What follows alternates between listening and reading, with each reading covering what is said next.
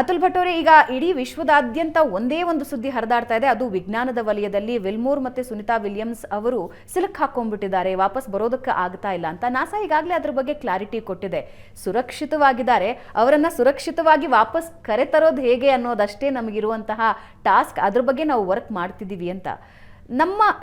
ನಮ್ಮ ವೀಕ್ಷಕರಿಗೆ ಸರಳವಾಗಿ ಇದನ್ನು ವಿವರಿಸೋದಾದ್ರೆ, ಸುನಿತಾ ವಿಲಿಯಮ್ಸ್ ಮತ್ತು ವಿಲ್ಮೋರ್ ಈಗ ಎಲ್ಲಿದ್ದಾರೆ, ಏನು ಸಮಸ್ಯೆ ಆಗಿದೆ, ಎಲ್ಲಿ ಸಿಲುಕೊಂಡಿದ್ದಾರೆ ಅವರು?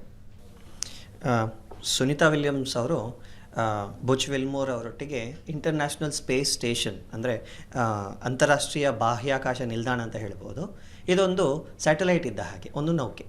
ಇದು ಭೂಮಿಯ ಸುತ್ತ ಹೋಗ್ತಾ ಇರ್ತದೆ. ಸುಮಾರು 1998ಇಂದ ಇದನ್ನು ಭೂಮಿಯ ಸುತ್ತ ತಿರುಗಲಿಕ್ಕೆ ಬಿಟ್ಟಿದ್ದನ್ನು ಒಂದು ಸ್ಯಾಟಲೈಟ್ ಥರಾನೇ ಹೋಗ್ತಾ ಇದೆ.